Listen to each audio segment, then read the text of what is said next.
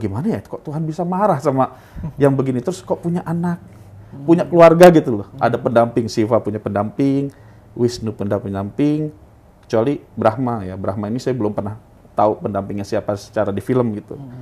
Yang ditambah bingung lagi adalah bagaimana hebatnya manusia ini bisa membayangkan bentuk Tuhannya. Dulu, konsep ketuhanan di dalam Hindu itu ada yang disebut dengan Nirguna Brahma, ada yang disebut Saguna Brahma. Sudah berulang kali kita sampaikan ini, gitu ya. Makanya saya kalau lebih ekstrimnya gitu ya mengatakan bahwa mesti kita harus belajar dulu lebih dalam, gitu ya, baru kita berkomentar gitu. Mulailah saya menyembah Dewa Siwa. Di tengah perjalanan saya mikir lagi, tar dulu, yang membangun atau membuat dan menciptakan itu Dewa Brahma, yang memelihara Dewa Wisnu. Lah kalau saya menyembah Dewa Siwa yang menghancurkan, terus saya nggak terpelihara nih hidup saya nih. Nah, ide Sang Yang Widi ini siapa? Karena secara kitab itu namanya tuh sebenarnya nggak ada. Ada di sastra, silahkan baca. Baca di Bhavisya Purana, baca di Atharva Weda. Kenapa dia bisa mengatakan dia sastra? Sudah belajar sastra belum? Nah, kalau kita kembali ke ide Sang Yang Widi Wase, kata Widi itu artinya maha tahu. Itu yang berkembang pada saat itu gitu. Jadi Tuhan maha tahu itu sudah mewakili segala-galanya. Apa sih yang tidak diketahui kehebatan yang maha kuasa ini? Maka dijadikan Tuhan yang Maha Esa, dijadikan dalam tradisi Hindu di Nusantara khususnya di Bali menjadi ide Sang Hyang Widi Wase.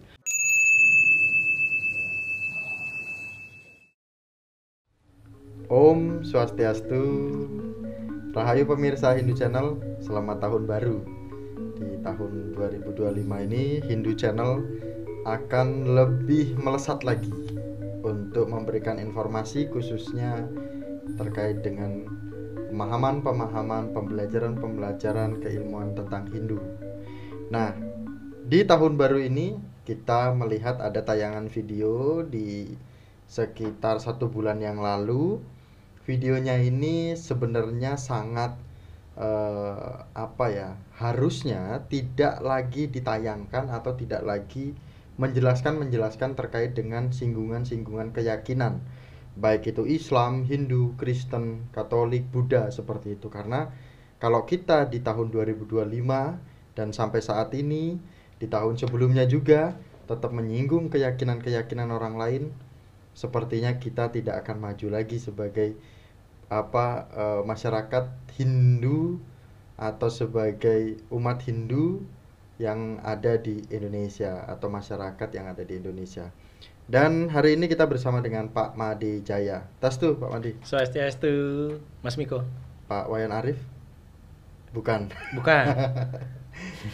Pak, kita tiba-tiba langsung menyebutkan nama Pak Wayan Arif karena topiknya hari ini beliau namanya adalah Pak Wayan Arif, topik yang akan kita bahas. Pak Made sehat ya? Sehat. Ini Astungkare. Sudah topik yang keberapa tidak diundang? Oke. Banyak Pak Made ya? Ya, baru turun gunung lagi ya? Baru turun gunung lagi. Keilmuan Pak Made, S1-nya Seni rupa. Ya. S2-nya filsafat Hindu. Ya. Sedang proses S3-nya tentang kajian agama dan budaya. Berarti pembahasan kita ini hari ini tidak salah narasumber Pak Made. Oh iya. Iya. Pokoknya diatur saja. Nah, pemirsa Hindu Channel, coba kita saksikan video yang disampaikan oleh Pak Wayan Arif, atau sudah namanya diganti saat ini Pak Alif seperti itu. Dan pembahasannya ini sangat panjang sebenarnya. Ada menyinggung tentang keyakinan, pemahaman ketuhanan, kemudian film kolosal Hindu yang diragukan, kemudian juga mengapa dewa itu berkelahi, ego, amarah, dan lain sebagainya, kenapa dewa berkeluarga. Nah, ini kita akan bedah bersama dengan narasumber kita yang sudah tepat, yang pemahaman terkait dengan filsafat Hindu. Nah, kita saksikan videonya sekarang juga. Saya itu kan zaman dulu pernah stasiun televisi itu kan bikin film-film kolosal tentang agama Hindu ya. Iya. Ya itu mungkin kalau mereka ngeh itu sebenarnya bagian daripada propaganda untuk bisa memperkenalkan Hindu kepada khalayak umum gitu loh. Ada Mahabharata, ada Ramayana, Betul. ada Shiva yang dimasukkan ke dalam film-film anime anak-anak ya. Itu memang untuk memperkenalkan ajaran kita di Hindu. Dewa-dewa yang memang biasa kita sembah dalam sembahyang kita. Jadi biar teman-teman tahu juga, sembahyang itu kan sembah Sang Hyang. Jadi kalau Islam sholat ya. Iya. Jadi kalau di Hindu itu namanya sembahyang. Jadi kalau Bapak ditanya, udah sembahyang belum? Ya udah. Berarti Mbak udah sembah Sang Hyang belum gitu. Jadi kalau ditanya buat Muslim sekarang udah sholat gitu. Terus puasa juga itu kan dari Hindu Pak. Puasa itu. Terus pahala itu juga, karena ada istilah karma pahala. Pahala itu juga dari istilah Hindu. Gitu. Jadi Sangsekerta lah gitu loh. Ungkapan terima kasih juga saya sempat nemuin itu dari agama Hindu juga. Iya, jadi banyak sebenarnya yang sisipan-sisipan itu tapi nggak sadar. Iya. Nah itu kondisinya dulu saya senang banget itu. Kenapa? Karena di situ saya mendapatkan media yang akhirnya memfasilitasi kegalauan saya tentang agama. Dulu beberapa stasiun televisi lah itu menayangkan itu, dan itu intens. Setiap jam berapa itu kan kadang siang dalam satu minggu tuh bisa 2 kali, 3 kali gitu. Sampai tumbuh lagi roh saya untuk bisa menjadi seperti orang apa yang ada di film itu gitu. Iya, menjadi Hindu yang Menjadi Hindu yang taat baik lah. taat. Nah, saya sembahyang tiap hari, berjapa. Berjapa itu artinya zikir ya. Zikir, melakukan pancasembah, atau sholat-sholat sunnah lah kasarnya gitu. Terus saya bicara sama bapak saya, Pak, gimana caranya Ari bisa, Ari itu nama tengah saya, ketemu sama Dewa Krishna itu, yang bisa sakti mandraguna, kata bapak saya. Udah, kamu sembahyang terus aja. Wah, semangat saya. Karena benak bayangan saya saat itu, menjadi orang yang sakti, luar biasa, dan bisa punya kemampuan apapun, sesuai dengan film yang ada di saat itu. Iya, Gitu ya. hero ya. Jadi Hero. Tapi yang bikin saya kemudian makin kesini jadi semakin bingung adalah setelah logika saya berpikir itu, kok filmnya agak aneh ketika ada satu scene di mana Dewa Brahma bisa berkelahi dengan Dewa Krishna. Dewa Wisnu. Dewa Brahma berkelahi dengan Dewa Wisnu. Dewa Shiva berkelahi dengan Dewa Wisnu. Saya mikir, loh, ini Tuhan, tapi kok ada adegan perkelahian di antara itu. Terus berarti ada nafsu dong di antara ini, ada ego di situ. Ada sesuatu yang membuat mereka akhirnya nggak bisa klop satu dengan yang lain, hanya karena satu dan lain hal gitu kan. Ditambah lagi ada Ganesha, yaitu adalah bagian daripada dewa yang muncul dari saktinya Shiva sendiri, yang kemudian akhirnya dia penggal kepalanya. Karena si Shiva ini mau ketemu sama Sakti. Sakti itu kayak semacam pendampingnya dia yang perempuan. Tapi dihalangi sama Ganesha, dikepenggal kepalanya karena marah. Saya dalam hati, bagaimana ya kok Tuhan bisa marah sama yang begini? Terus kok punya anak, punya keluarga gitu loh. Ada pendamping, Shiva punya pendamping, Wisnu pendamping, kecuali Brahma ya. Brahma ini saya belum pernah tahu pendampingnya siapa secara di film gitu. Yang ditambah bingung lagi adalah bagaimana hebatnya manusia ini bisa membayangkan bentuk Tuhannya. Ada 3, bentuknya 1, 2, 3 tahu, bahkan asal-usulnya tahu, warnanya tahu, dan akhirnya saya mikir, lah, tar dulu, ini aneh dalam hati saya ya. Buat saya pribadi ya, jadi mohon maaf nih buat yang masih Hindu atau yang lainnya, tapi ini menurut saya pada saat itu ya, jadi secara logika dan secara keimanan, yang tadinya mantap jadi goyang, gitu loh. Sedangkan agama Hindu sendiri orang-orangnya, sedangkan orang Hindu sendiri tidak pernah mempermasalahkan hal itu. Kalau orang Muslim kan udah marah Pak, ya jangankan Tuhannya, nabinya ditonton, difilmkan aja dah ditolak gitu kan, karena khawatirnya nggak sesuai. Nah ini kok bisa dan diedarkan secara luas dan ditonton secara. Nah pemirsa Hindu Channel, itulah yang sudah kita dengarkan, khususnya umat Hindu yang menyaksikan pada hari ini Hindu Channel. Ini banyak catatan sekali terkait dengan pemahaman dari Pak Wayan Arif gitu. Ini terkait dengan film kolosal yang tadinya beliau mantap menjalani Hindu, sekarang sudah mualaf seperti itu, goyah, jadi goyah gara-gara nonton film film-film, khususnya film-film Krishna, Mahabharata seperti itu. Nah, ini sebenarnya agak sangat disayangkan Wakaf TV membahas keyakinan lain. Jadi jangan sampai menyederai keyakinannya sendiri sebenarnya. Namun gimana pemahaman Pak Madi terkait dengan film Hindu yang dulu tahun-tahun sebelumnya ditayangkan terus, kemudian banyak hal-hal yang janggal dalam cerita itu, terutama pengen jadi sakti itu Pak Madi. Oke, baik, terima kasih Mas Miko ya. Nah, tadi kita sama-sama mendengar dan melihat bagaimana Bapak ini ya, Bapak Alip ya, itu ya yang sudah dari Hindu pindah ke agamanya yang sekarang atau keyakinan yang sekarang. Pak Wayan. Kalau saya lebih senangnya nyebut Pak Alip ya, karena kenapa? Karena bukan Pak Wayan lagi seharusnya, karena kan itu kan tradisi budaya Bali, Hindu Bali, gitu ya. Jadi tradisi orang Bali, artinya begini, orang yang masih menjalankan tradisi budayanya, dia pantas menggunakan itu. Gitu. Kalau dia tidak menjalankannya lagi, dia sebenarnya tidak berhak untuk menggunakan itu lagi. Makanya untuk menghindari hal seperti itu, saya lebih nyaman pakai Pak Alip saja. Oh ya. Gitu ya, Mas Miko ya, gitu. Dan itu kan memang pilihan, gitu. Nah, kembali ke yang tadi apa yang menjadi pemahaman dari Pak Alip ini, gitu ya, yang perlu kita luruskan sebenarnya gitu ya. Walaupun saya jujur saja gitu ya, saya sebenarnya yang seperti ini bukan males ya istilahnya ya, gimana ya kita membahasakan itu untuk komentar hal seperti ini. Namun akhirnya ada lagi hal seperti ini gitu ya. Jadi ya mesti harus kita berikan pemahaman untuk untuk keyakinan kita sendiri gitu ya. Bukan kita berusaha untuk menjelekkan umat lain atau kepercayaan orang lain, tidak sama sekali. Itu bukan ranah kita sebenarnya gitu. Nah, namun untuk meluruskan hal yang seperti ini harus kita lakukan gitu ya. Nah, terkait dengan tadi dikatakan seperti film kolosal ya. Kok Tuhan atau dewa ini bisa berperang dengan ini bisa marah dan lain sebagainya, bisa bertempur yang mana yang kuat, terus pengen sakti, terus kenapa begini gitu dan lain sebagainya, berkeluarga gitu ya, seperti tadi.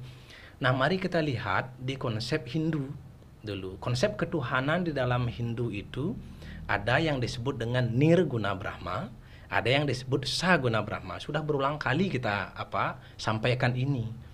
Gitu ya. Makanya saya kalau lebih ekstrimnya gitu ya mengatakan bahwa mesti kita harus belajar dulu lebih dalam gitu ya, baru kita berkomentar gitu. Itu sebenarnya. Nah, kalau kita kembali ke ketuhanan di dalam Hindu ini, ada Nirguna Brahma, ada Saguna Brahma. Kalau Nirguna Brahma itu Tuhan yang sudah tidak terbentuk, Tuhan yang tidak terpikirkan. Kalau kita sudah berbicara Tuhan yang tidak terpikirkan, apa yang kita pikirkan? Dengan pikiran kita yang tidak terbatas ini, memikirkan yang tidak terbatas atau tanpa batas, nggak akan bisa gitu.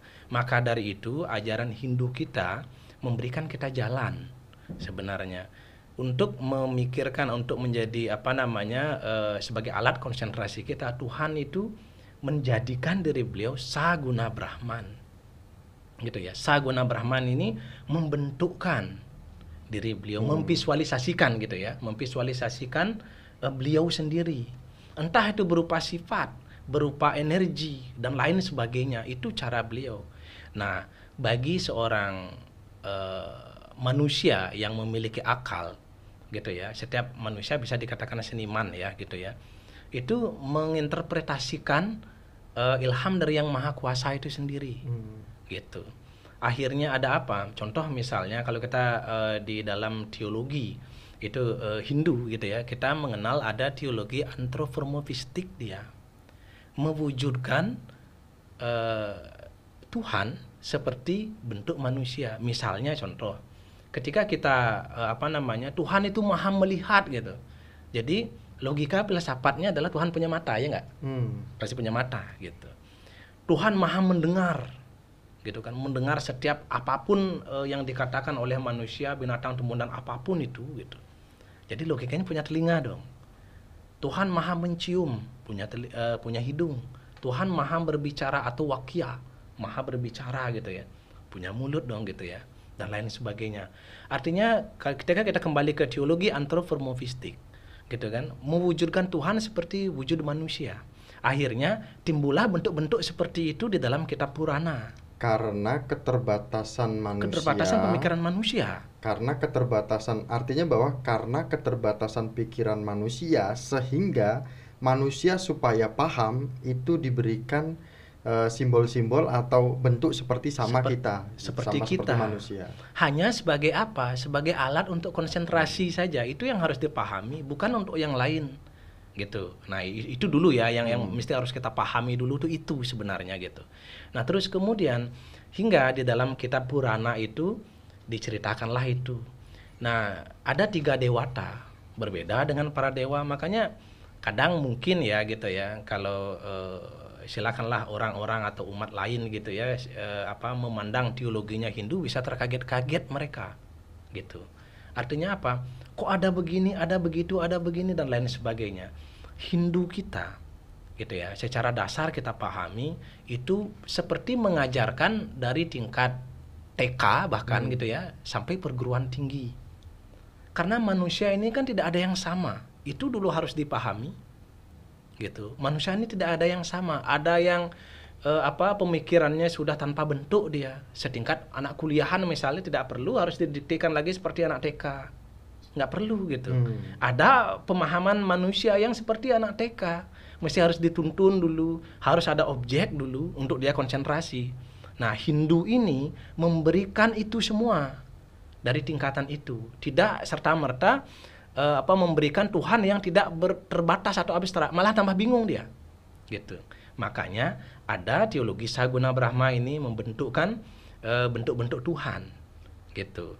Sesuai dengan sifat-sifatnya, misalnya pencipta disebut Brahma, pemelihara disebut Wisnu, pelebur disebut Siwa. Itu pun memiliki saktinya. Banyak yang mengatakan seperti tadi ya, Mr. Alip ya, yang mengatakan itu punya istri, punya keluarga dan lain sebagainya gitu kan. Jangan disamakan seperti manusia dengan egonya. Nah, Pak Mardi, mohon maaf nih saya potong. Itu tadi pembahasan terkait dengan keluarga itu nanti kita lagi. Ini bagaimana kita sebagai manusia melihat film kolosal, kesaktian seorang Krishna, kemudian kita ingin juga ikut sakti.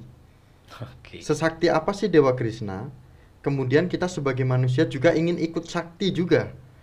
Nah, ketika kita tidak bisa sakti, akankah kita juga berpikir untuk pindah keyakinan atau mencari lubang lain atau seperti apa kan gitu? Iya. Ini minta penjelasan saktinya Dewa Krishna ini di film kolosal ini seperti apa sehingga manusia juga ingin ikut sakti. Ya.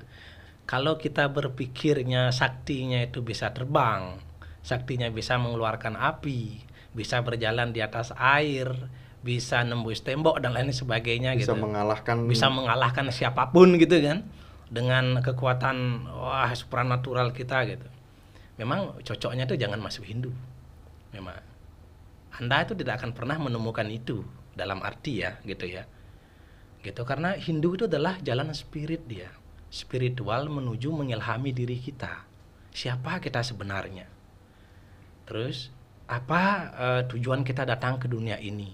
Setelah kita tahu diri kita di dunia ini mau ngapain, kemana kita setelah ini, itu sebenarnya. Nah terus kemudian kalau kita sebenarnya kalau berbicara sakti ya gitu ya, sakti ini mari kita pahami secara universal gitu. Sakti itu kan tidak hanya bisa terbang, sakti kan tidak hanya bisa seperti yang saya sampaikan tadi ya, menembus tembok dan lain sebagainya gitu. Biar pergi ke kampung kita nggak perlu beli tiket lagi gitu kan gitu ya, nggak bisa ini kan gitu. Nah, jadi bukan itu. Jadi sakti ini adalah ketika seseorang memiliki ilmu pengetahuan, dia sakti. Gitu. Sakti itu ada berbagai macam dia. Misalnya Mas Miko sekarang memiliki ilmu pengetahuan, sakti Mas Miko. Walaupun dalam bidangnya gitu ya. Misalnya dalam bidang pengaturan podcast misalnya, saya nggak bisa mengatur seperti ini gitu. Mas Miko sakti di bidang ini. Kalau saya misalnya penekun keagamaan misalnya, saya sakti di bidang saya, yang lain sakti di bidangnya. Makanya dalam ajaran Hindu jangan pernah meremehkan seseorang siapapun dia, walaupun dia kelihatan tidak berpendidikan sekalipun. Itu ajaran Hindu. Gitu, walaupun dia tidak berpendidikan sekalipun secara formal gitu ya. Karena apa? Setiap manusia itu memiliki saktinya masing-masing, memiliki kelebihannya masing-masing. Gitu. Nah, artinya bahwa kesaktian Dewa Krishna ini seperti apa yang kita bisa lihat, Pak? Nah, kalau kita berbicara Dewa Krishna, jangankan Dewa Krishna ya gitu ya. Dewa Krishna kan awatara dari Sri Wisnu. Dewa Wisnu, 3 dewa utama yang saya katakan tadi di Saguna Brahma itu ada 3 dewa utama. Jadi Tuhan yang Maha Kuasa, Tuhan yang Maha Esa menjadikan diri beliau Saguna Brahma, Brahma, Wisnu dan Siwa. Gitu kan. Terus kemudian Dewa Brahma mencipta, dia ada Prajapati Daksa untuk membantu beliau menciptakan alam semesta beserta isinya, dan masih banyak lagi itu yang beliau ciptakan. Ada Dewa Wisnu yang memelihara, dan Dewa Wisnu pun menjadi awatara turun ke dunia, salah satunya adalah Sri Krishna. Gitu ya. Untuk menyelamatkan suatu kebaikan yang ada di dunia ini dan menghancurkan kebatilan. Gitu kan, begitu sebenarnya. Jadi Tuhan itu akan berulang kali turun ke dunia untuk menyelamatkan suatu kebaikan ini atau meluruskan ajaran dharma atau ajaran kebaikan ini. Itu sebenarnya kalau kita seperti apa saktinya sudah pasti, namanya juga personalitas Tuhan gitu kan, pasti sudah menjangkau semuanya, bahkan di luar dari semesta ini pun beliau sudah kuasai gitu, sudah pasti sakti kan begitu. Nah, kemudian Pak Wandi di sini juga menyinggung bahwa Dewa Ganesha ini, Pak Wandi, ini kok Dewa Siwa kok marah kemudian memenggal kepala anaknya yang disebut seperti itu, kemudian ada saktinya si perempuan ini gitu kan. Itu filosofinya seperti apa gitu. Sehingga pemahaman Pak Alip ini mungkin terlambat beliau belajarnya, atau kita nggak tahu nih. Sehingga hari ini harus menyaksikan Hindu Channel nih. Ya, mudah-mudahan sih harapan saya beliau menyaksikan ya gitu ya. Nah, bukan saya sekali lagi sok-sokan, tidak sama sekali gitu ya. Kalau kita ada kesempatan ngobrol suatu saat nanti dimanapun itu tempatnya, saya pengen ngobrol dan sharing. Saya pun tidak ingin juga menggait kembali keyakinan ini. Saya tidak mau gitu kan. Karena keyakinan itu kan dari diri pribadi gitu kan. Gitu. Jadi silakan, tapi kalau untuk ngobrol ya mudah-mudahan bisa ketemu lah nanti kan begitu ya. Nah, jadi kenapa seperti seolah-olah dewa itu punya keluarga gitu kan. Terus ada Dewa Ganesha yang dipenggal, terus kemudian diganti kepalanya, terus istri dari Dewa Siwa itu marah, terus Dewa Siwa juga marah hingga memenggal anaknya. Sebegitukah? Kan begitu pertanyaan sekarang. Nah, mari kita lihat di dalam kitab Purana. Kalau kita berbicara di dalam tataran kitab Purana gitu ya, memang seperti itu gitu ya penggambarannya. Cuman kalau difilmkan gitu ya, kalau tidak didramatisir oleh sang sutradara, itu tidak mengasihkan. Film itu tidak akan laku gitu ya. Bahkan film ini bisa menjadikan seseorang bingung, bisa menjadikan orang itu lebih taat kepada ajaran agamanya atau ajaran yang diyakininya. Gitu ya. Nah itu. Nah terkait dengan dewa, kita berbicara tentang Purana dulu ya. Ketika Dewa Siwa marah terus memenggal kepala anaknya, Dewa Ganesha ini gitu kan. Sebenarnya itu kan semua bahasa filosofi aja sebenarnya gitu ya. Seperti tadi ya, misalnya dewa berperang dulu. Misalnya dewa ini berperang, Dewa Brahma berperang dengan Dewa Wisnu, dengan Dewa Siwa gitu kan, hingga menyebabkan itu kan sebenarnya bukan dewanya yang berperang. Saya jujur, ketika dibikinkan film itu Mas Miko ya gitu, saya juga tidak setuju akan hal itu. Bukan saya sok-sokan, tidak, sebagai orang yang mencoba menekuni di bidang belajar di bidang filsafat gitu ya istilahnya, saya juga tidak setuju gitu ya sampai sebegitunya juga gitu. Cuman kita diajari dengan cara bijak, tidak dengan cara marah kita menentang hal itu, apalagi itu dibikin oleh orang Hindu juga gitu misalnya gitu ya. Nah, jadi itu bahkan menjadikan saya ketika saya nonton itu saya menggali lebih dalam. Ternyata itu juga mengajarkan pada saya untuk belajar. Gitu. Apakah benar seperti itu? Ternyata setelah saya gali, saya tidak setuju dengan hal itu, jujur saja, gitu. Karena Tuhan, okelah Tuhan dikatakan bolehlah bagi umat yang lain gitu ya, entah siapapun, entah apapun itu ya gitu ya, mengatakan bahwa mengklaim Tuhan itu adalah dengan namanya sendiri. Apa yang diyakini itulah nama Tuhannya gitu ya, tidak ada yang lain gitu. Nah, jadi okelah kalau Tuhan tidak memiliki nama atau namanya cuma satu saja gitu. Tapi kan kita tidak bisa pungkiri kalau Tuhan itu memiliki sifat. Dengan sifat-sifat itulah Tuhan diberikan nama gitu. Ada maha tahu, ada maha besar, ada maha kecil, ada maha meresap dan berada di mana-mana, maha pencipta, maha pemelihara, maha pelebur dan lain sebagainya gitu ya. Kalau di Hindu itu ada kalau kita melihat di Wisnu Purana ada Wisnu Sahasranama, ada 1000 nama Wisnu gitu ya. Nah, jadi itu kan nama gitu ya, sesuai dengan tugas fungsi yang beliau lakukan gitu.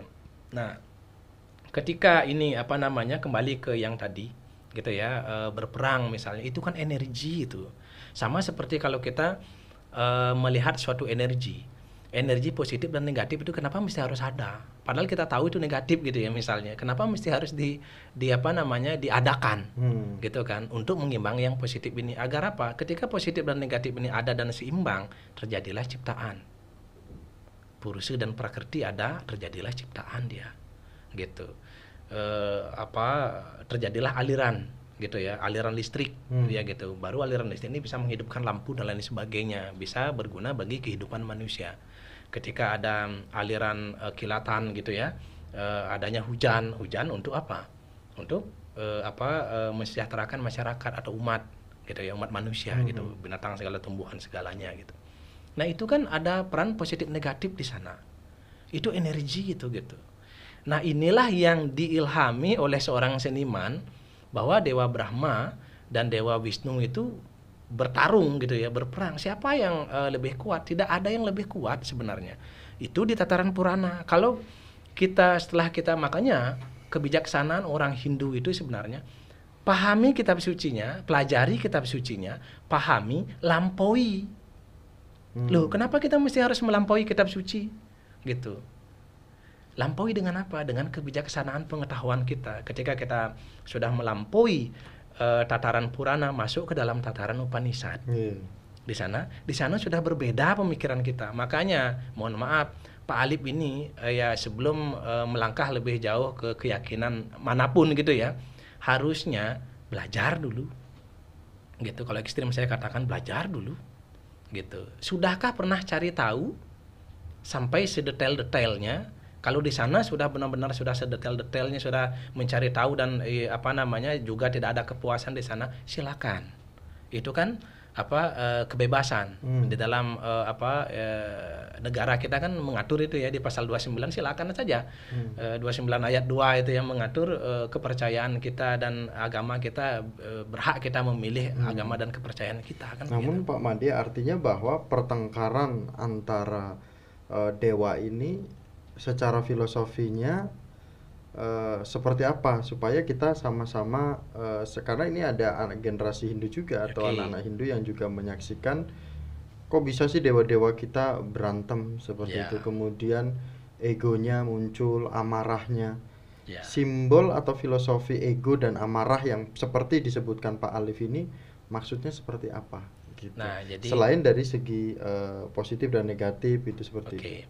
Nah, kalau kita berbicara dari segi tataran Purana ya, saya kembalikan sekali lagi ke tataran Purana. Jadi itu diterjemahkan gitu ya, bertarung itu diterjemahkan itu seperti itu gitu. Nah, kembali di film kan dan lain sebagainya. Termasuk ke tataran seperti yang saya katakan tadi, ada energi untuk mengharmoniskan itu gitu. Nah, cuman didramatisir energi ini, dewa ini bertarung dengan dewa ini gitu.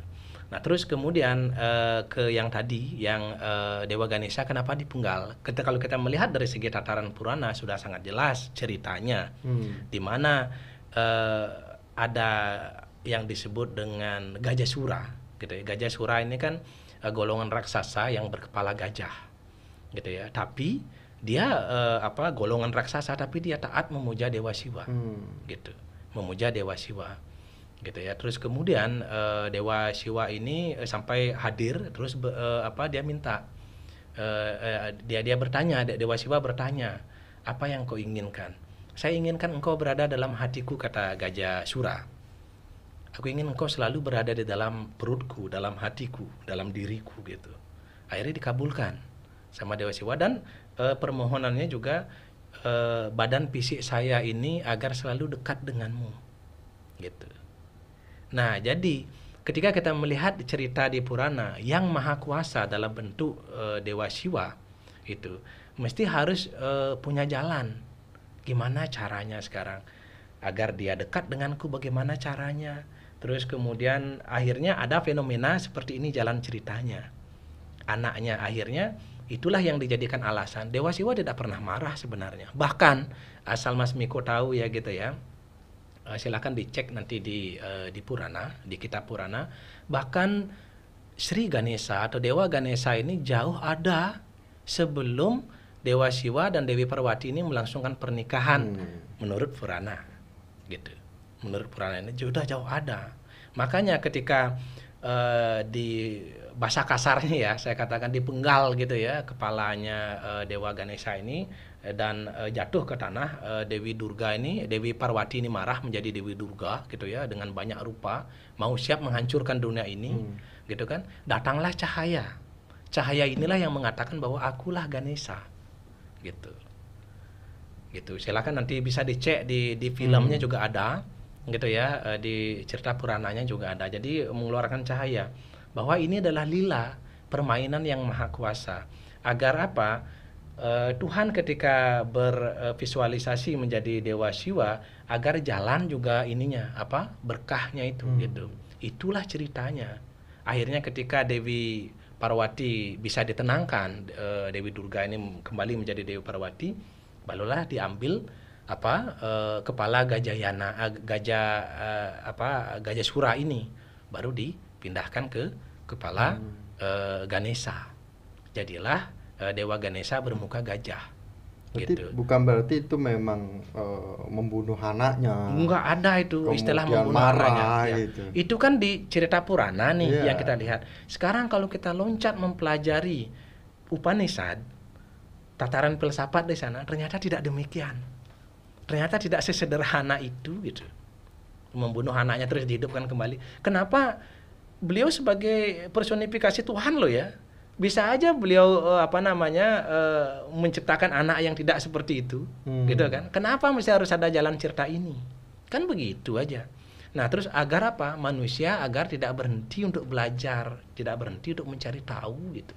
Akhirnya kalau kita masuk ke dalam tataran Upanishad, ke tataran filsafatnya, Tuhan ini kalau kita lihat, gitu ya, kalau kita pelajari, gitu kan, Tuhan ini kan maha mendengar, ya kan? Dikatakan maha mendengar, berarti logika kita sebagai manusia memiliki telinga yang lebar, maha mendengar, gitu kan? Maha mencium, memiliki hidung yang panjang, gitu. Memiliki dikatakan maha melihat.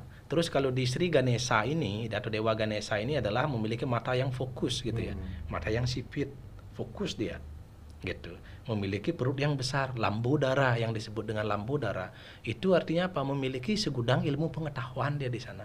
Makanya Dewa Ganesha ini dikatakan sebagai dewanya Siddhi dan Buddhi, gitu. Terus kemudian Dewa Ganesha dipuja paling awal di tataran kalau kita melihat di lontar Ganapati Tattva, gitu ya. Terus kemudian di cerita Purana pun juga seperti itu. Gitu. Akhirnya diberi gelar itu beliau. Kenapa nggak dari awal aja dikasih gelar? Kenapa mesti harus ada jalan cerita itu? Kan begitu. Itu agar apa? Menjadikan orang tidak berhenti untuk menggali filosofinya, pengetahuan itu, gitu. Kemudian Pak Madi, kenapa kok dewa-dewa kita bisa berkeluarga? Itu kan disinggung oleh Wayan Alif juga. Ya, kenapa dewa-dewa filosofinya apa nih? Nah, Jadi kalau kita melihat contoh misalnya tadi ketika kita simak videonya ada Dewa Siwa saktinya adalah Dewi Parwati. Dewi Parwati memiliki apa namanya secara umum ya, secara lazimnya memiliki 3 nama, Parwati, Durga dan Uma. Itu satu dewi. Terus kemudian sakti dari Dewa Siwa. Nah, kalau kita melihat dari tataran bahasa filsafatnya, seorang laki-laki gitu ya. Normalnya ada perempuan dia sebagai sakti. Gitu. Sebagai sakti dia. Kalau seorang laki-laki tidak ada perempuan, dia tidak akan sakti dia.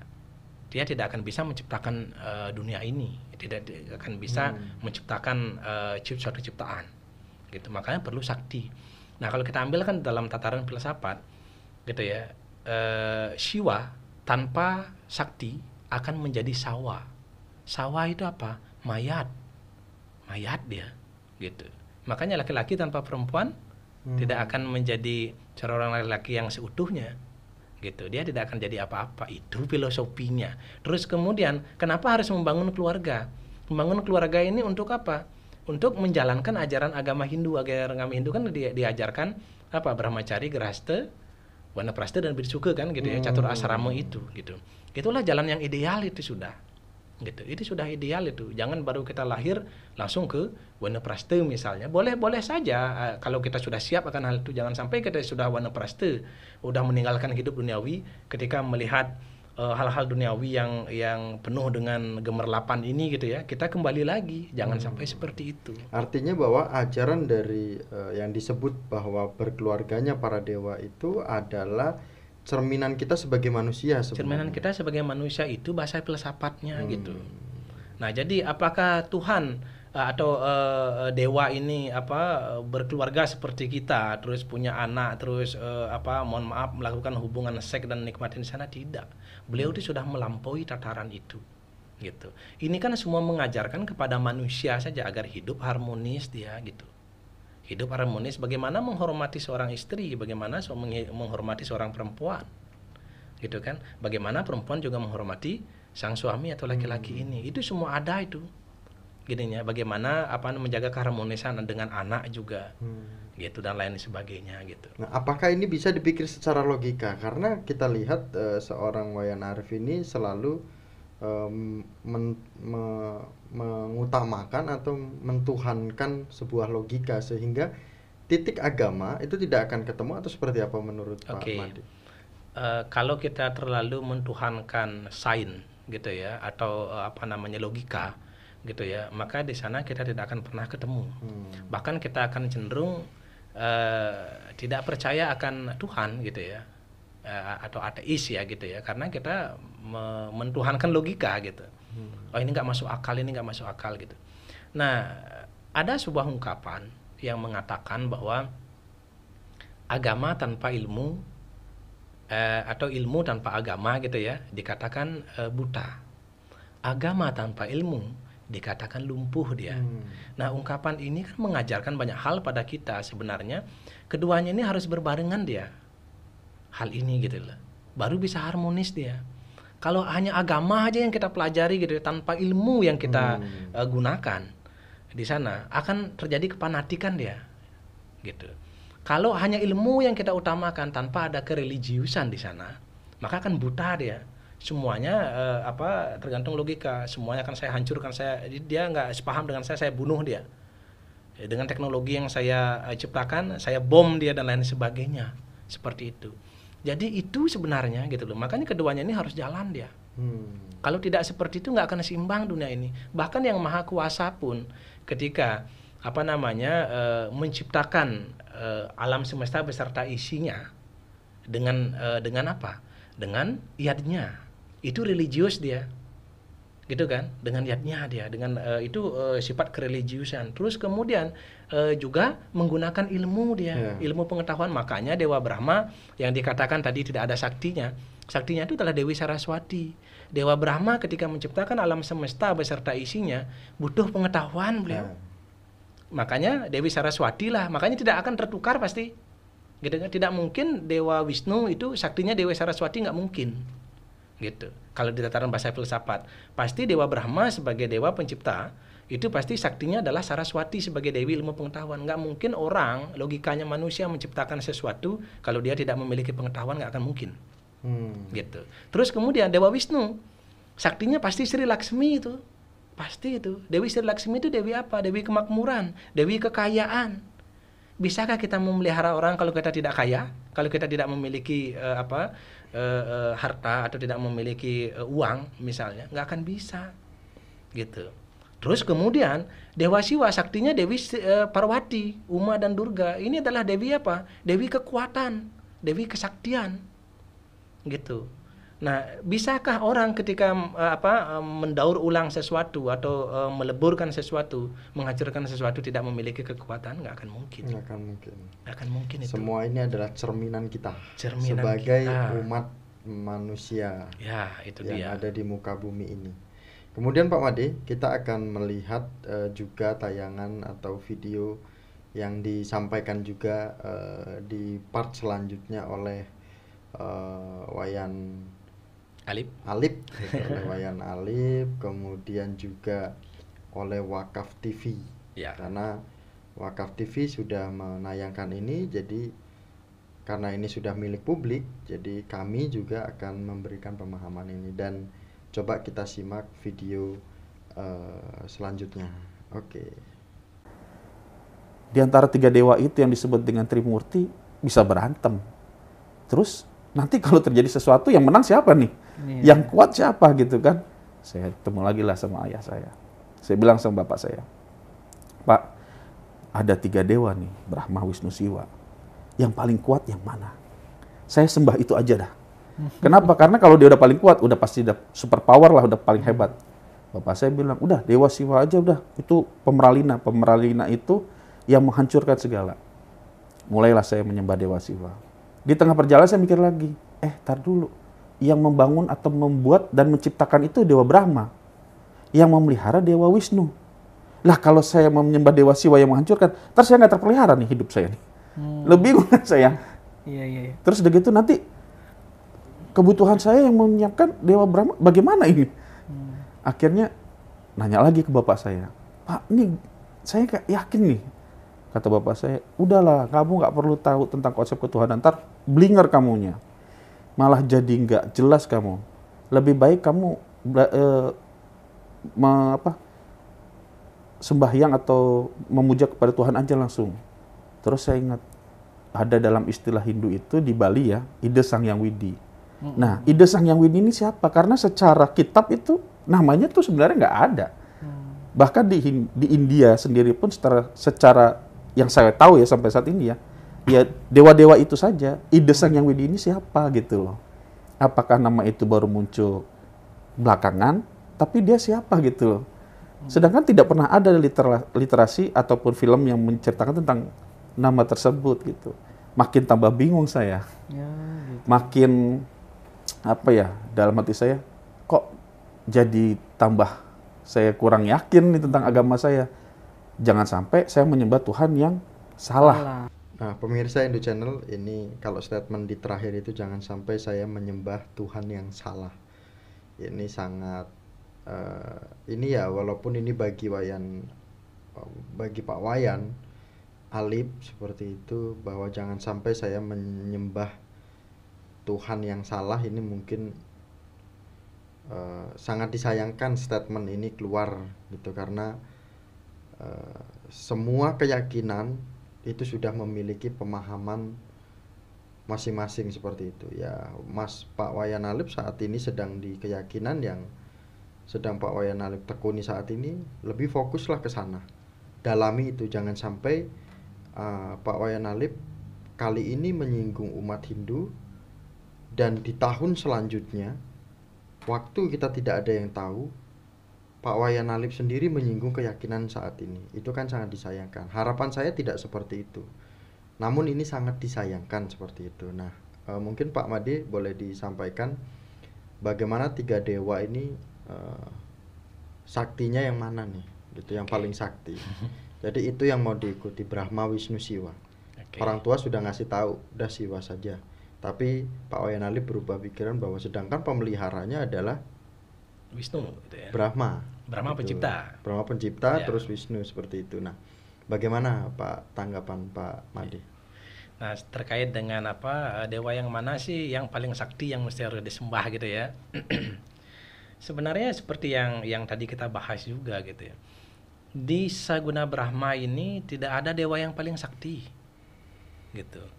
Semua berjalan sesuai dengan fungsinya. Kalau mencipta ya Brahma. Kalau memelihara ya Wisnu. Kalau melebur ya Siwa. Mencipta lagi ya Brahma. Ya, dan seterusnya gitu ya. Itu semua memiliki tugas dan fungsi masing-masing. Gitu. Itulah tugas yang maha kuasa. Yang maha kuasa tidak, kalau kita bahasakan manusia, yang maha kuasa itu tidak ongkang-ongkang kaki. Beliau pun bekerja untuk mengajarkan pada umat manusia bahwa segala sesuatu ini adalah diliputi oleh hukum kerja. Dia gitu, diliputi oleh hukum kerja, hukum reta dia. Tuhan pun bekerja. Tuhan tidak pernah tidur. Kalau Tuhan tidur ongkang-ongkang kaki, baca koran terus minum kopi gitu ya, hancur dunia ini gitu. Nah, itu seperti itu kalau dilogikakan manusia gitu ya. Nah, makanya Dewa Brahma ini seperti yang saya katakan tadi, itu ketika mencipta itu tugas beliau. Memelihara ya Dewa Wisnu memiliki tugas gitu. Ini adalah, saya tegaskan, ini adalah satu kesatuan Mas Miko. Jadi tidak berbeda-beda. Tidak beda, kalau di manusia kan tidak beda orang, enggak. Gitu. Ini satu, sama seperti saya misalnya contoh. Ketika saya di kampus misalnya contoh ya gitu ya. Pasti saya dipanggil Pak dosen gitu kan. Kan nggak mungkin saya dipanggil Pak guru misalnya atau dipanggil papa oleh anak saya kan gitu. Kalau saya sedang di kampus gitu atau anak-anak mahasiswa saya misalnya. Kalau saya di rumah nggak mungkin anak saya itu manggil saya, Pak dosen selamat datang gitu. Nggak mungkin. Pasti dia manggil ayah atau papa gitu. Padahal saya kan satu orang. Itu logika manusianya seperti itu. Makanya di dalam ajaran Hindu itu mengenal Tuhan itu Tuhan itu hanya satu. Tapi orang bijaksana menyebutnya dengan banyak nama sesuai apa? Sesuai tugas dan fungsinya. Gitu. Ketika mencipta Brahma lah beliau, ketika memelihara Wisnu lah beliau. Ketika melebur Siwa lah beliau. Makanya ketika seandainya Pak Wayan Alif ini membaca di kitab Bhagavad Gita di bab 10 ya. Itu baca itu Adhyaya 10 itu sama sloka-slokanya dan Adhyaya 11 itu wujud Visvarupanya. Bagaimana Tuhan itu tidak berupa Sri Krishna lagi. Krishna kan berbadan fisik, berbadan manusia, dia berawatara, berbadan manusia Sri Krishna itu. Kenapa mesti harus berbadan manusia? Agar berkomunikasi dengan manusia, Tuhan harus menggunakan badan manusia. Karena kan kita tidak bisa melihat Tuhan. Contoh misalnya kalau saya ke pura, apakah sudah langsung saya bisa melihat Tuhan? Jangan munafiklah, tidak. Saya yakin juga agama yang lain juga sama. Ketika kita pergi ke tempat kita sembahyang, gitu kan? Kan kita tidak langsung melihat Tuhan. Oh Tuhan, Tuhan kan langsung berbicara sama kita, tapi untuk biar bisa berkomunikasi Tuhan itu mesti harus turun menjadi berbadan manusia agar bisa berkomunikasi dengan manusia. Kan begitu. Nah, jadilah wujud Sri Krishna itu. Nah, ketika Sri Krishna ini bersabda, bukan Sri Krishna lagi yang di bab 4 di bab 10 itu. Beliau sudah yang maha kuasa itu sudah menunjukkan, aku loh yang maha kuasa. Sudah sangat jelas itu dikatakan. Ketika aku mencipta, akulah Brahma. Ketika aku sedang memelihara, akulah Wisnu. Ketika aku meleburkan seluruh alam semesta beserta isinya memperalaya, akulah Rudra atau Siwa itu sendiri. Sudah jelas itu. Gitu. Beliau itu satu. Ketika beliau di bab 11 memperlihatkan wujud Viswarupa beliau kepada Arjuna. Gitu ya. Beliau memperlihatkan semuanya itu bahwa beliau adalah Siwa itu sendiri, beliau adalah Wisnu itu sendiri, beliau adalah Brahma itu sendiri, beliau adalah Dewa Yama itu sendiri, beliau adalah Dewa Indra itu sendiri dan dewa semuanya itu. Bahkan seluruh alam semesta beserta isinya diperlihatkan di perut beliau dan di mulut beliau. Gitu. Bagaimana pergerakan seluruh alam semesta beserta isinya siang dan malam. Jangankan itu. Beliau dalam wujud Sri Krishna pernah mengatakan, Jangankan siang dan malam dan takdir dan apapun. Daun kering yang jatuh saja atas kehendakku. Daun kering yang jatuh dari pohon itu aja atas kehendakku. Jadi semuanya ini atas kehendakku. Maka dari itu sebenarnya ketika kita memahami hal ini, harusnya Pak Alif ini dari kecil beliau mengalami suatu kebingungan, mungkin tidak mendapatkan jawaban dari bapaknya karena minimnya juga pengetahuan, karena bapaknya bilang ya udah sembah siwa saja, gitu kan, biar cepat gitu kan. Nah ternyata mengalami kebingungan, makanya dari kecil hingga gede gitu kan, harus belajar. Ibaratnya seperti ini, seseorang menggali sebuah lubang gitu ya untuk menemukan air, karena kurang kegigihannya. Akhirnya dia tidak menemukan air, dia mengatakan bahwa lubang ini tidak akan pernah menemukan air. Akhirnya loncat ke lubang yang lain. Lubang yang itu tidak pernah menemukan air, juga loncat ke lubang yang lain, loncat lagi ke lubang yang lain, hanya untuk mencari air. Makanya kalau dia tekun menggali satu lubang dengan tekun ya, pasti dia akan menemukan air. Dia di sana gitu. Nah, ibaratnya seperti tadi, kalau dari kecil mengalami suatu kebingungan, pernahkah ketemu dengan tokoh-tokoh Hindu misalnya, ya kan, konsultasi sampai kan diceritakan sampai gede ya gitu ya. Masa ya selama bertahun-tahun itu tidak menemukan tokoh. Tidak ada ide untuk kita bertemu dengan tokoh-tokoh, bertemu dengan pemuka agama, dengan pemangku, dengan pendharma wacana, pasti ada. Iya. Gitu. Ya, kalau kita misalnya hanya di rumah saja, tidak pernah ke pura, ya kan? Ya. Terus lingkungan kita, setelah kita sampai kita gede begitu, kerja ke tempat kerja dengan lingkungan non-Hindu, terus pulang lagi di kamar lagi, terus besok begitu lagi, gini lagi. Dengan dominan berpikir secara logika. Dengan logika. Akhirnya tidak pernah ketemu. Tidak akan pernah ketemu dia. Mau di keyakinan manapun, kalau kita berdebat masalah logika, tidak akan ketemu. Tidak akan ketemu. Mau dimanapun, salah satunya Hindu. Ya. Gitu. Dan seharusnya kita sadari, apalagi yang dijelaskan oleh Pak Made, bahwa artinya dari ketiga dewa ini itu adalah satu kesatuan. Satu kesatuan dia. Kalau kita masih memperdebatkan bahwa ya sudah, saya pemelihara saja, saya pencipta aja yang mau saya sembah, ya sudah, saya mau pelebur aja yang mau saya sembah, ya nggak akan selesai. Ya. Karena ini kesatuan semuanya. Ya. Makanya seperti ini. Kalau saya Namas Maranam, apalagi Pak Alif ini bilang japa gitu ya. Dia japa artinya kan setataran orang yang sudah mengilhami japa, terus sembahyang, artinya kan sudah serius sebenarnya itu. Tapi kenapa kok mengalami suatu kebingungan? Kan itu yang kita gini.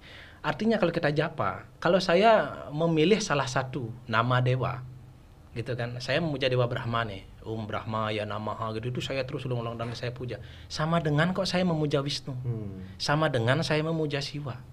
Kalau saya mengucapkan Om Namah Shivaya, Om Namah Shivaya, sama dengan saya memuja Wisnu, sama dengan saya memuja Brahma. Kalau saya Om Namo Narayana ya, sama dengan saya memuja semuanya itu, gitu. Karena apa? Itu kan nama yang diberikan untuk kita pilih gitu ya, dari Tuhan. Yang mana saja tekuni itu, gitu. Tuhan tidak pernah datang, apalagi di Hindu ya, konsep Hindu ya. Tuhan tidak pernah datang. Misalnya kalau kita memuja Siwa, terus datang Dewa Wisnu, digetok kepala kita, tok, kamu salah. Nah, itu bukan. Kalau ada memang seperti itu bukan Tuhan itu bukan dewa itu. Nah, gitu ya. Kalau memang ada model seperti itu, misalnya saya orang pertama yang nentang hal itu, gitu. Oke. Gitu. Ya, ini tadi ada pembahasan lagi nggak dari Pak Alif tadi, selain 3 dewa, kemudian kalau Sang Hyang Widi tadi dibahas nggak ya? Iya, Sang Hyang Widi katanya kan tidak ada di kitab, tidak ada di sastra. Nah, kenapa dia bisa mengatakan dia sastra? Sudah belajar sastra belum? Kan begitu sekarang. Ekstrim kalau kita katakan. Widi itu ada di dalam bahasa Sanskerta, artinya maha tahu. Cek coba itu di kitab sastra Sanskerta, Widi itu artinya maha tahu. Nah, kita di Nusantara ini, di Indonesia, memang culture kita berbeda dengan culture yang ada di India. Gitu ya, berbeda dia, jangan disamakan. Artinya apa? oh kenapa sih Hindu India berbeda dengan Hindu Indonesia atau Hindu Hindu Nusantara gitu. Karena sebelum masuknya agama-agama, jangankan Hindu, masuk agama-agama yang lain pun ke Nusantara ini sudah punya kepercayaan gitu. Cuman tergantung caranya. Hindu dulu menyebarkan ajarannya kan melalui tidak kekerasan. Makanya ketika di Hindu juga ada pemuja Surya, dulu ada kepercayaan memuja matahari. Jadi langsung berakulturasi budaya dia, langsung masuk dia gitu. Gitu dia. Akhirnya tersebutlah itu gitu. Tapi hebatnya orang Nusantara adalah tidak meninggalkan budayanya. Walaupun dia mengadopsi ajarannya, ajaran Weda, tapi budayanya masih tetap dia. Itu yang membedakan antara Hindu India dengan Hindu Nusantara. Nah, kalau kita kembali ke ide Sang Hyang Widiwasa, kata Widi itu apa? Artinya maha tahu. Itu yang berkembang pada saat itu gitu. Jadi Tuhan maha tahu itu sudah mewakili segala-galanya. Apa sih yang tidak diketahui? Kehebatan yang maha kuasa ini, maka dijadikan Tuhan yang maha esa, dijadikan dalam tradisi Hindu di Nusantara, khususnya di Bali, menjadi ide Sang Hyang Widiwasa. Itu kan penyebutan untuk sesuatu yang agung gitu ya, penghormatan dia ada di sana gitu. Kata Ida Sang Hyang Widiwasa itu adalah penyebutan Tuhan yang maha tahu, maha mengetahui segala-galanya, seluruh alam semesta beserta isinya, masa lalu, masa kini, masa yang akan datang gitu. Itu kehebatan yang maha kuasa itu. Makanya kita jangan pernah terkecoh sebenarnya.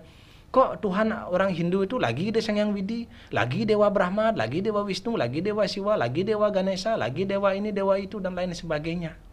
Kalau kita hanya berada di tataran sana, mohon maaf, kita tidak akan pernah menemukan apa-apa. Gitu. Tapi kalau kita berbicara secara keuniversalan, Tuhan itu esa. Tuhan itu satu. Ide Sang Hyang Widiwasa sebutan Tuhan maha mengetahui segala-galanya. Gitu. Dan berasal dari kata Widi. Berarti ada di kitab, ada di sastra. Ada di sastra, silahkan baca. Baca di Bhavisya Purana, baca di Atharva Weda. Artinya sekarang pertanyaannya, sudahkah kita sampai membaca itu? Jangankan membaca, sudahkah kita sampai kenal dengan kitab itu? Banyak yang juga yang mengatakan bahwa yang mana sih kitab suci agama Hindu? Katanya Weda. Lagi ada Reg Weda, lagi ada Reg sama Yajur dan Atharva, lagi ada Manawa Dharma Sastra, lagi ada Sara Samoscaya, ada Slokantara, ada Sruti, Semerti, bla bla dan lain sebagainya, Purana dan lain sebagainya. Yang mana sih kitab Weda? Yang mana sih kitab agama Hindu sebenarnya? Gitu. Nah, saya juga perlu pertegas di sini Mas Minggu agar tidak berulang-ulang terus gini-gini, suatu saat akan berulang-ulang lagi gitu. Benar. Nah, jadi perlu saya tegaskan. Kitab suci agama Hindu itu adalah kitab Weda. Kitab suci Weda. Weda itu adalah apa? Berasal dari kata Wed, artinya pengetahuan dia. Jadi seluruh alam semesta beserta isinya ini adalah pengetahuan. Adalah Weda. Bahkan Weda ini dikatakan sejaman dengan ketika Yang Maha Kuasa itu dikenal. Atau ketika manusia sudah mulai mengenal Tuhan, pada saat itulah Weda itu ada. Gitu. Barulah dijabarkan oleh Maharshi agung kita. Seperti Maharshi Vyasa. Maharshi Vyasa mengatakan dari 100% Weda diturunkan menjadi 25% dari 100% Weda, baru 25 itu aja kita sudah enggak habis kita pelajari. Bagaimana 100%? Gitu. Ada Weda diturunkan menjadi Weda Sruti, Weda Semerti, Weda Sruti dibagi lagi. Ada Reg Weda, Sama Weda, Yajur Weda, Atharva Weda. Terus kemudian masing-masing ada kitabnya, bagiannya mantra, Brahmana, Aranyaka, Upanishad. Terus kemudian Weda Semerti turun menjadi Upaweda dan Wedangga. Di Upaweda itu ada bagian-bagiannya lagi. Ada Gandharva Weda, ada Danur Weda, ada Yajur Weda, Ayur Weda gitu. Banyak sekali tuh. Sampai menurunkan Nibanda sastranya itu. Gitu. Kalau itu kita nggak dengan benar kita pahami, nggak dibaca ya, sampai kapanpun nggak akan bisa. Jadi benar kata orang tua Pak Wayan Alif, jangan kamu muslim nanti keblinger gitu kan. Maksudnya yang dimaksud, maka ada ungkapan di dalam Hindu kita itu, Weda itu seperti seolah-olah takut dengan orang yang bodoh. Kenapa takut dengan orang yang bodoh? Karena akan diselewengkan ajaran Hindu itu, gitu. Makanya kita mesti harus siap dulu untuk mempelajari ajaran Weda. Kita harus siapkan diri kita, siapkan mental kita, siapkan fisik kita, gitu ya, fisik dan mental kita harus siap, gitu. Buka cakrawala berpikir kita agar tidak sempit nantinya, gitu Mas Miko.